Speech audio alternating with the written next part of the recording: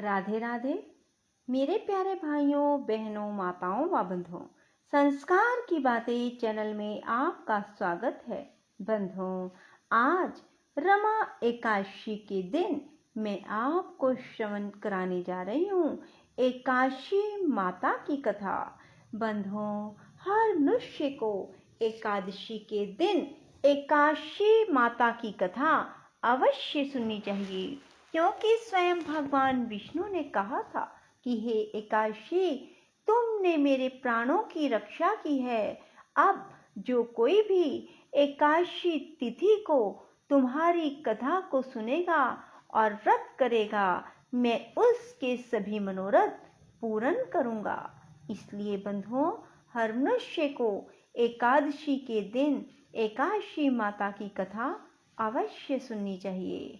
बंधुओं, यदि आपने YouTube चैनल संस्कार की बातें अब तक सब्सक्राइब नहीं किया तो जरूर करें और बेल आइकन दबाना ना भूलें, ताकि आपको हमारी आने वाली सभी वीडियोस की जानकारी सबसे पहले हो सके। बोलो एकादशी माता की जय हो, विष्णु भगवान की जय हो। एक बार एक राजा के दो बेटियां थी। छोटी बेटी एकादशी का व्रत किया करती थी। हर कोई छोटी बेटी की प्रशंसा किया करता था और बड़ी बहन छोटी बहन से ईर्ष्या करती थी। एक बार पड़ोसी राजा का बेटा बड़ी बेटी को देखने आया, लेकिन उसे बड़ी बेटी की जगह छोटी बेटी पसंद आ गई। राजा की छोटी बेटी अब बड़ी बहन छोटी बहन से और भी चिढ़ने लगती है। वह छोटी बहन को मारने के नए नए तरीके अपनाती रहती है। एक बार वह लड्डू में जहर मिलाकर उसे खिलाने की कोशिश करती है और एक बार वह मटके में जहरीला सांप रखकर छोटी बहन के कमरे में रख देती है। एक बार छोटी बहन को पनघट पर पानी भरने के लिए ले जाती है और धोखे से कुएं में धक्का दे देती है, पर हर बार ग्यारस माता उसे बचा लेती है, क्योंकि वह ग्यारस माता की व्रत किया करती थी। बड़ी बहन बहुत परेशान हो गई कि यह तो किसी भी तरह नहीं मरती। तब एक दिन बड़ी बहन छोटी बहन से बोली, मेरी प्यारी बहन, भगवान ने हम सब की मृत्यु किसी न किसी तरह लिखी है। क्या तुम्हें पता है कि तुम्हारी मृत्यु कैसे होगी? बड़ी बहन बहुत सीधी थी, छोटी बहन बहुत सीधी थी। वह बोली, मेरी मृत्यु मेरे पालतू तोते व तोते के गले में जो हार है उसमें अटकी हुई है। यदि कोई मेरे तोते को मारकर उस हार को लेकर पहन ले तो मैं मूर्छित हो जाऊंगी, और फिर उस हार को उतार कर कहीं रख दे तो मैं जीवित हो जाऊंगी। उस रात छोटी बहन अपने पिता के पास गई और बोली, पिताजी, मुझे शक है, यदि मैं मर जाऊं तो आप मुझे जलाना नहीं, आप मुझे हमारे पुराने महल के कुएं के पास झोपड़ी बनाकर खाट पर सुला देना। राजा बोले, बेटी, तुम ऐसा क्यों बोल रही हो? 2-3 दिन बाद तो तुम्हारी शादी है। तब छोटी बेटी बोली, पिताजी, समय का कोई भरोसा नहीं। इस तरह शादी वाला दिन भी आ गया। शादी वाले दिन बड़ी बहन छोटी बहन के पालतू तोते को ढूंढती है, पर वह उसे कहीं नहीं मिलता। तभी दरवाजे पर बारात आ जाती है। वरमाला का कार्य संपन्न हो जाता है। फेरों की रस्म शुरू हो जाती है। उधर बड़ी बहन तोते को ढूंढ लेती है और वह उस तोते को मार देती है। वहीं छोटी बहन के 3.5 फेरे राजकुमार के साथ पूरे हो जाते हैं। तभी छोटी बहन मूर्छित होकर गिर जाती है। उधर बड़ी बहन तोते के हार को खुद पहन लेती है। तब फेरों में सभी घबरा जाते हैं। सभी बारातियों में हलचल मच जाती है कि राजकुमारी को क्या हुआ। सब डर जाते हैं। तब राजा वैद्य हकीमों को बुलाते हैं। छोटी राजकुमारी को महल में ले जाकर लिटा दिया जाता है। वैद्य और हकीम राजा से कहते हैं, राजकुमारी ना मरी है ना जीवित है, हमने ऐसा पहली बार देखा है। तब राजा उनसे कहते हैं, बाहर जाकर बोलना कि राजकुमारी बेहोश है, अभी थोड़ी देर में ठीक हो जाएगी। यदि तुम ऐसा नहीं कहोगे तो मैं तुम्हें फांसी दे दूंगा। बेचारे वैद्य हकीम राजा के कहे अनुसार बोल देते हैं। तभी बड़ी बेटी आती है और कहती है, पिताजी, मुझे छोटी बहन के मरने का बहुत दुख है। उससे ज्यादा दुख मुझे आपकी इज्जत का है, जो कि खराब हो जाएगी। आप ऐसा करो कि मेरी शादी राजकुमार के साथ कर दो, तब सब ठीक हो जाएगा। आपकी इज्जत भी रह जाएगी। तब राजा को यही ठीक लगा और राजा ने छोटी बेटी के कपड़े पहनाकर बड़ी राजकुमारी को फेरों में बिठा दिया। पर राजकुमार ने मना कर दिया, कहा कि यह मेरी पत्नी नहीं है। मेरी पत्नी जब बोलती है तो उसके मुंह से फूल झरते हैं। लेकिन सबने समझा बुझाकर उससे 3.5 फेरे लगवा दिए। बड़ी राजकुमारी ससुराल आई तो राजकुमार ना तो उससे बात करते थे, ना उसके हाथ से पानी पीते थे, ना ही उसके हाथ का बनाया हुआ खाना खाते थे। राजकुमार ने मन ही मन सोचा, मैं पता लगा कर रहूंगा कि मेरी पत्नी के साथ क्या हुआ। एक दिन राजकुमार दुखी मन से घोड़े पर बैठकर जा रहे थे कि घोड़ा वहीं जाकर रुका जहां राजकुमारी की अधमरी लाश को रखा गया था। राजकुमार ने मन ही मन सोचा कि घोड़ा यहाँ किस कारण से रुका है, कोई तो वजह है जो यहाँ घोड़ा रुक रहा है। तब राजकुमार घोड़े से उतरकर पुराने महल में गए। वहां एक चौकीदार था। राजा ने पूछा, यह महल किसका है? तब चौकीदार ने बताया कि यह महल किसका है। तब राजकुमार समझ गए कि यह पुराना महल तो उसके ससुर का ही है। वहां खाट पर कौन सो रहा है? राजकुमार ने चौकीदार से पूछा। तब चौकीदार कहने लगा कि यह राजा की छोटी बेटी है जो शादी वाले दिन अधमरी हो गई थी। तब राजकुमार ने कहा कि यह तो मेरी पत्नी है, इसके साथ मैंने 3.5 फेरे लिए थे। तब राजकुमार ने चौकीदार से कहा, तुम किसी को ना बताना कि मैं यहाँ आया हूँ, मैं तुम्हें मुंह मांगी रकम दूंगा।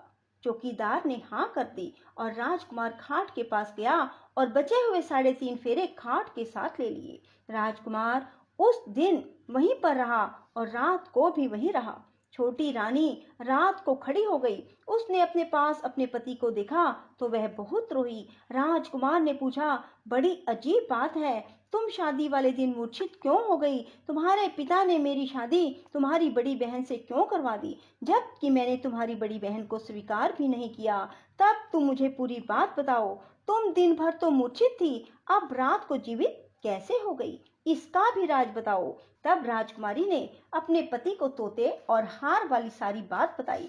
यह भी बताया कि यह बात मैंने अपनी बड़ी बहन को बताई थी। एक बार मेरी बड़ी बहन ने मुझसे मेरी मृत्यु का उपाय पूछा, तब मैंने उसे पूरी बात बताई। मेरी बड़ी बहन मुझसे बहुत ईर्ष्या करती थी। उसने कई बार मुझे मारने की कोशिश की, पर ग्यारस माता ने मुझे हर बार बचा लिया। यह सब मेरी बड़ी बहन ने किया है। तोते के गले में जो हार था वह मेरी बड़ी बहन दिन में पहन लेती है और रात को उतार देती है। इसीलिए मैं दिन में मूर्छित रहती हूँ और रात को जीवित हो जाती हूँ।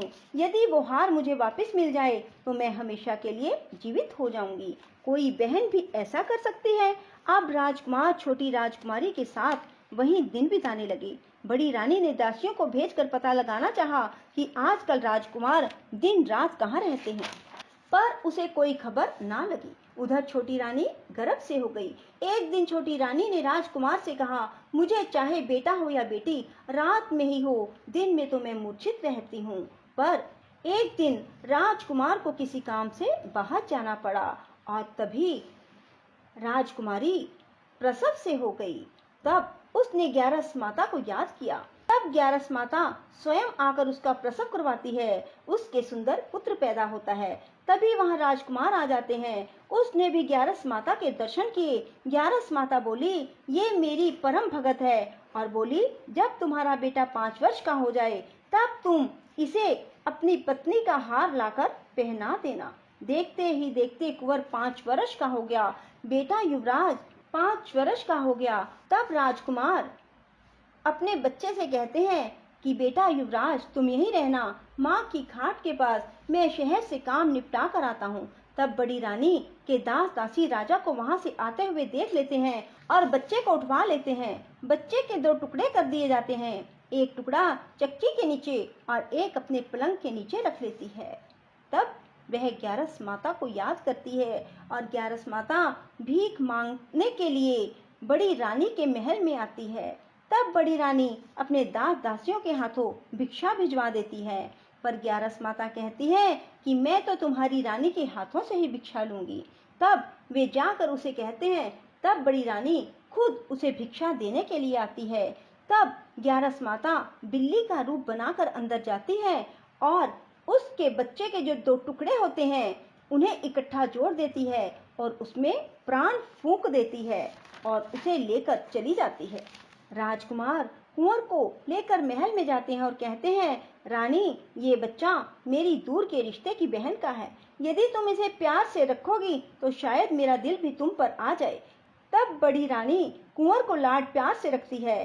तब एक दिन राजकुमार अपने बेटे से कहता है कि तुम अपनी मामी से हार मांग लो, हम ये हार लेकर तुम्हारी माँ के पास चलेंगे, पर ये बात अपनी मामी को मत बताना। कुंवर बोले, मामी मामी, मुझे अपना ये हार दे दो। एक बार तो रानी जवाब दे देती है, पर फिर उसे ये बात याद आती है कि जब राजकुमार ने उसे कहा था कि यदि तुम बच्चे का ध्यान रखोगी तो मेरा दिल तुम पर आ जाएगा। तब बड़ी रानी कुंवर को हार दे देती है। कुंवर उस हार को लेकर अपने पिता को देते हैं। आज हम आपके हाथ का बना हुआ खाना खाएंगे, हम आते हैं, तुम खाना तैयार करो। बड़ी रानी बहुत खुश हो जाती है कि आज मेरे पति मुझसे खुश हैं। तब राजकुमार छोटी रानी के पास जाते हैं। बड़ी रानी उधर बहुत खुश होती है। तब राजकुमार छोटी रानी को वो हार पहना देते हैं और छोटी रानी जीवित हो जाती है और महल में छोटी रानी और बच्चे को लेकर आते हैं और बड़ी रानी को अपने ससुर के यहाँ छोड़ने के लिए चले जाते हैं और उन्हें सारी बात बताते हैं। उसके ससुर भी इस बात में शर्मिंदगी महसूस करते हैं और कहते हैं, ये मेरी परवरिश में ही कुछ ना कुछ कमी रही होगी। और ग्यारस माता की कृपा से छोटी रानी के भाग जाग जाते हैं। हे ग्यारस माता, जैसे आप छोटी बेटी पर प्रसन्न हुई वैसे सब पर होना।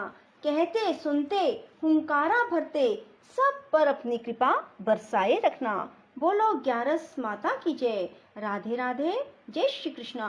बंधुओं, यदि आपको हमारी वीडियो पसंद आए तो इसे लाइक करें और शेयर भी जरूर करें।